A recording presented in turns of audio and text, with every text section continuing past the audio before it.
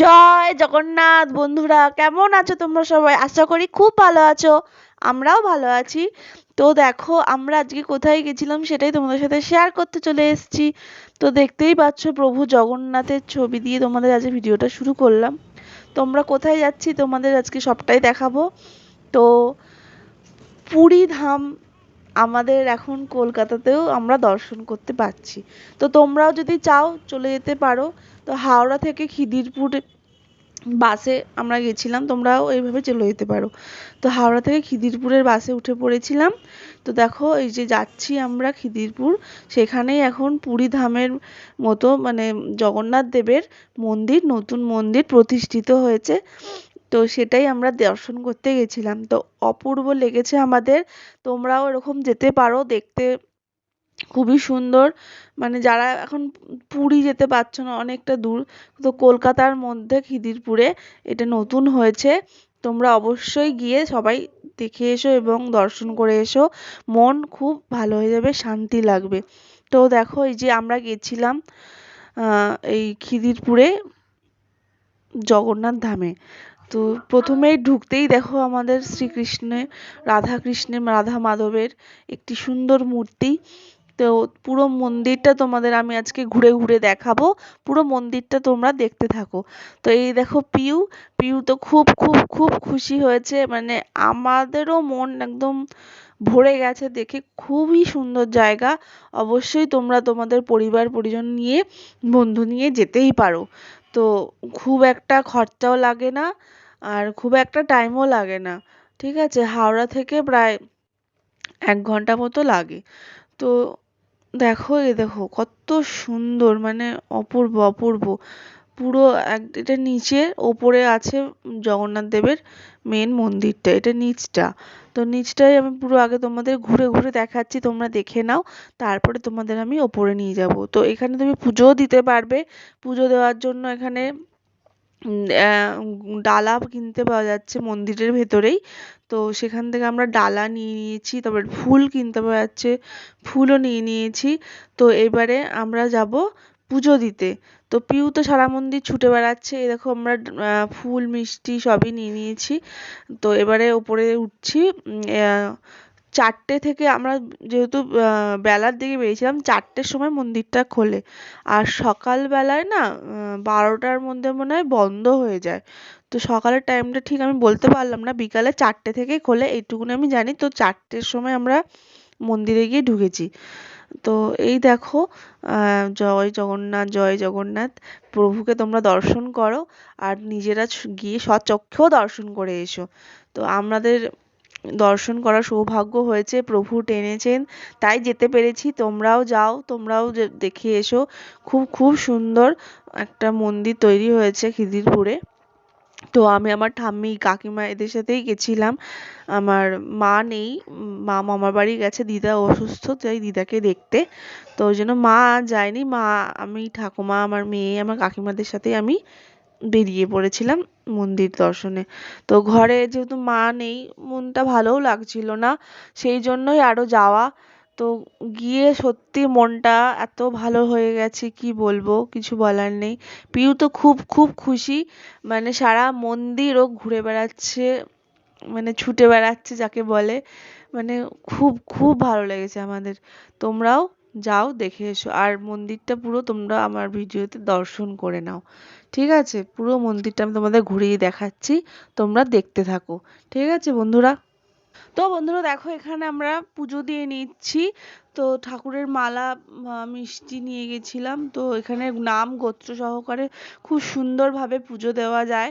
তো অনেক মন্দিরে দেখেছি পুজো মানে সেরম ভাবে নেয় না। তো দেখো, খুব সুন্দরভাবে শান্তিভাবে পুজো দিতে পেরেছি পিউকে নিয়ে।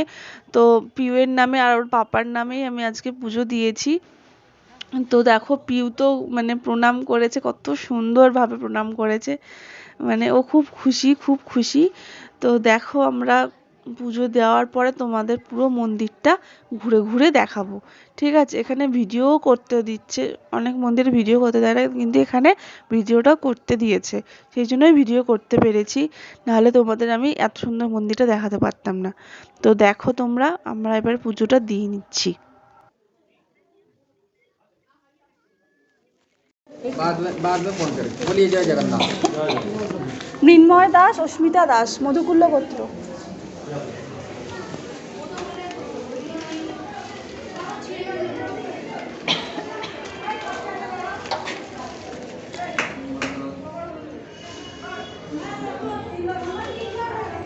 बोलिए जय जगन्नाथ। জয় জগন্নাথ, তুই বলো জয় জগন্নাথ।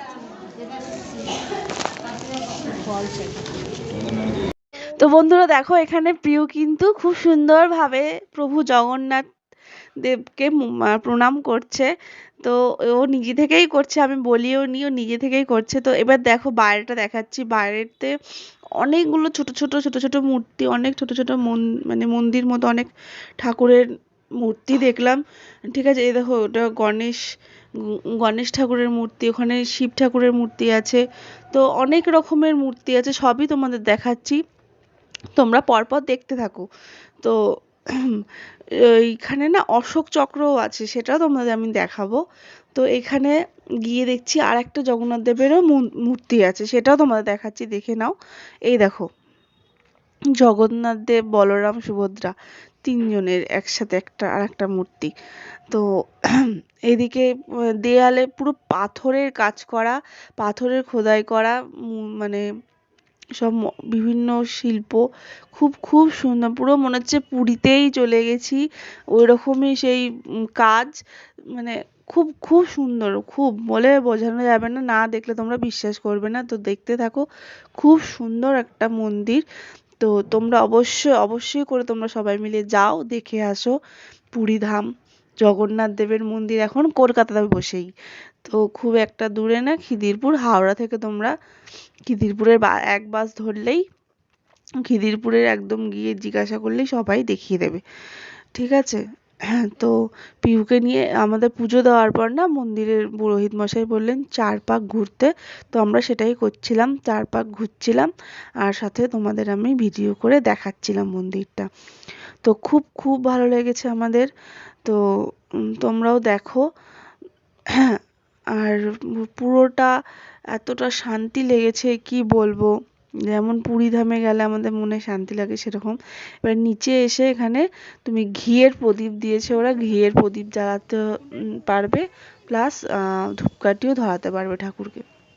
তো আমরা ওপরে পুজো দিয়ে নিচে চলে এলাম ধূপকাঠি আর প্রদীপ জ্বালাতে। তো এই দেখো এখানে সবাই জ্বালাচ্ছে, আমরাও জ্বালিয়ে দিলাম। তো দেখতে থাকো তোমরা। আর এখানে জানো তো মানে ভোগও দেয়, সেটা দিনের মানে সকালের দিকে ভোগটা দেয়। তো আমরা যেহেতু বেলার দিকে গেছিলাম, তো আমরা বিকালের দিকে গেছি, বিকালের দিকে তো ভোগ নেই।